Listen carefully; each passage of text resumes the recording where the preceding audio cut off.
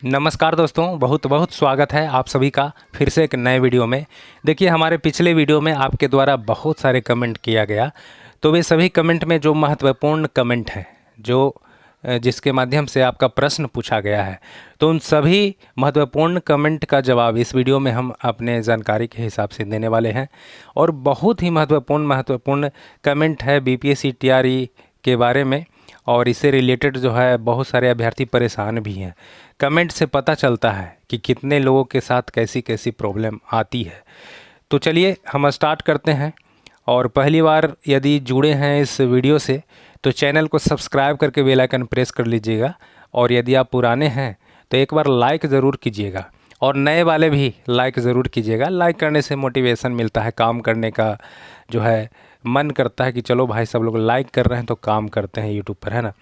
तो आपको नज़र आएगा यहाँ पर, देखिए इनके द्वारा पूछा गया है कमेंट में कि सर मेरा बीपीएससी फॉर्म में residential certificate number and issue date है ना, गलती एंट्री कैफ़े वाले के द्वारा किया गया है, तो अब क्या होगा। और इसी से रिलेटेड एक और क्वेश्चन है, देखिए सर सीटेट के इशू डेट में नीचे डिजिटल सिग्नेचर के नीचे जो डेट दिया गया है वो डेट डाल दिया गया है, तो अब क्या करें। देखिए इस तरह के बहुत सारे कमेंट हैं, मैंने 2 ही कमेंट उठाया है, और भी बहुत सारे इस वीडियो में कमेंट मिलेगा। तो देखिए पहली बात ये है कि 1,70,000 की वैकेंसी निकली है, ठीक है। और इसमें प्राइमरी वाले और उच्च माध्यमिक और माध्यमिक वाले, ये दोनों में बहुत सारे डिफरेंट बीपीएससी के माध्यम से किया जा रहा है भर्ती प्रक्रिया में। क्यों, देखिए उच्च माध्यमिक और माध्यमिक वालों का डीबी हो गया डायरेक्ट, रिजल्ट भी नहीं दिए, उनको सुधारने का भी मौका नहीं दिया गया, और डायरेक्ट डॉक्यूमेंट वेरिफिकेशन हो गया।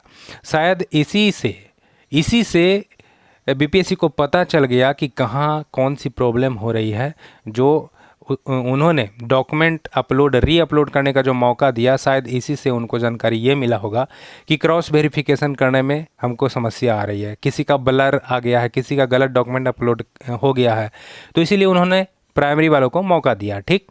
तो अब हम ये कहना चाहते हैं कि ये छोटे मोटे प्रॉब्लम, ये सब बड़ा प्रॉब्लम नहीं है। ये सीरियल नंबर गलती डला गया, दूसरे सर्टिफिकेट का सीरियल नंबर डला गया है, आपके पास जो डॉक्यूमेंट है, जो प्रमाण पत्र है, वो भी आपके हैं, ओरिजिनल हैं। डीबी में आप जाइएगा, वहाँ पे 2 प्रति जमा भी करना है, वहाँ पे ओरिजिनल दिखाना भी है। तो हो सकता है कि ये छोटे मोटे प्रॉब्लम डॉक्यूमेंट वेरिफिकेशन में आपका समस्या का समाधान कर दिया जाए, ये हमें लग रहा है।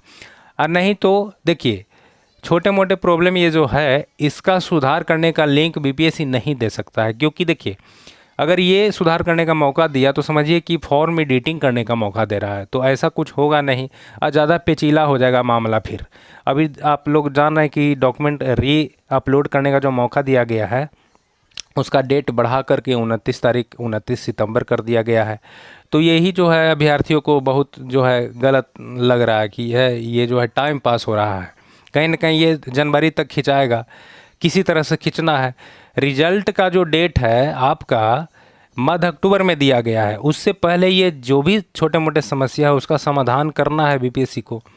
तो छोटे मोटे समस्या का समाधान या तो डीबी के समय होगा, और नहीं तो अभी आप क्या कर सकते हैं, हम आपको सलाह दे रहे हैं कि बीपीएससी का वेबसाइट पे यदि आप जाते हैं तो कॉन्टेक्ट का नंबर होता है, कॉन्टेक्ट नंबर, उससे आप कांटेक्ट कर सकते हैं, बात कर सकते हैं। नहीं तो मेल के माध्यम से आप मेल करके जानकारी ले सकते हैं, उन्होंने हेल्प डेस्क भी दिया है, वहाँ से इस समस्या का समाधान के बारे में आप पूछ सकते हैं। अभी ये कर सकते हैं, ये अभी आप करके देखिए, क्योंकि देखिए गलती छोटा हो या बड़ा, गलती तो गलती होता है।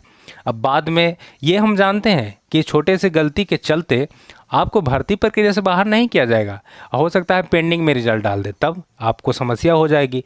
तो कोशिश तो करना चाहिए पहले। तो यही आपको हम बताना चाह रहे थे। चलिए आगे चलते कि सर आपके कितने मार्क्स जो है बीपीएससी में है ये बताइए। तो देखिए इस प्रश्न का जवाब जो है ना हम इस वीडियो के लास्ट में देंगे, जब सारे कमेंट हम पढ़ लेंगे तब, कि मेरा बीपीएससी में कितना आ रहा है, ठीक है। चलिए आगे चलते हैं। सभी सर्टिफिकेट दिए हैं और डीएलएड का मार्कशीट दिए हैं, कोई दिक्कत तो नहीं, कोई दिक्कत नहीं होने वाला है।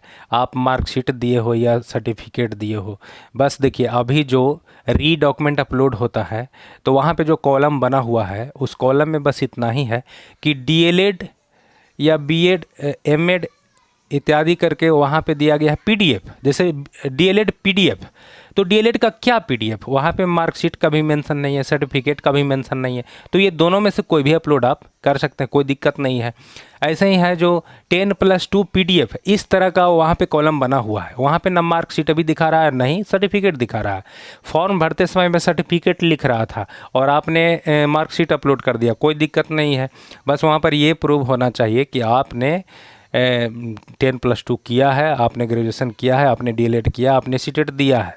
आपका ओरिजिनल सभी डॉक्यूमेंट पीडीएफ होना चाहिए, बस यही तो है और क्या है। तो मेरे हिसाब से कोई दिक्कत नहीं होना चाहिए, ठीक है। मार्कशीट की जगह पर वहाँ पे ये भी मेंशन नहीं था कि मार्कशीट या सर्टिफिकेट नंबर और सर्टिफिकेट था, ठीक। तो प्रमाण पत्र कोई भी दिए हैं, हमारे हिसाब से दिक्कत नहीं होना चाहिए, ठीक ना। चलिए आगे चलते हैं।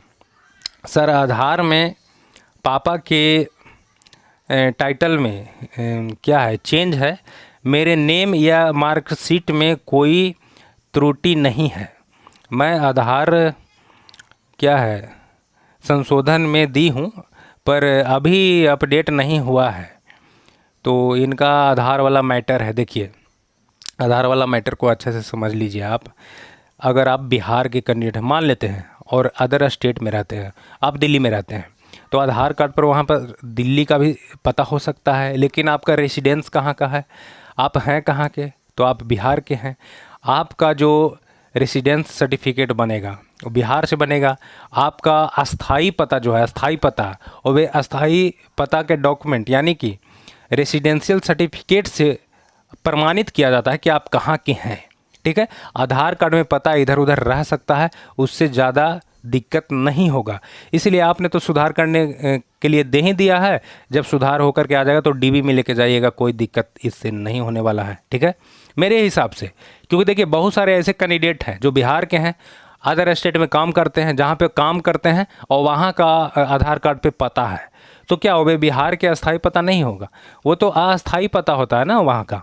तो इसीलिए आधार कार्ड में अगर दूसरा भी पता है या टाइटल के बारे में आप कह रहे हैं, सुधार करने का तो मौका दे ही दिए हैं, कोई दिक्कत नहीं है। आपका एनसीएल बना होगा, आपका रेसिडेंस बना होगा, आपका कास्ट सर्टिफिकेट बना होगा, ये सभी पर आपका पिता का सही नाम होना चाहिए बस। और समय आने पर हो सकता है कि आपका पिता का भी आधार कार्ड लगे, अगर इस स्थिति में, क्योंकि वहाँ पे और ज़्यादा दिक्कत है तो आप डीबी में एक एफिडेविट बनवा करके लेके चल जाइएगा, बस कहानी ख़त्म है ना, कोई दिक्कत नहीं है। चलिए आगे चलते हैं। सर मेरा डॉक्यूमेंट में सारे मार्कशीट अपलोड है, मैंने सर्टिफिकेट नहीं किया है, कोई दिक्कत तो नहीं होगी, प्लीज़ बताइए।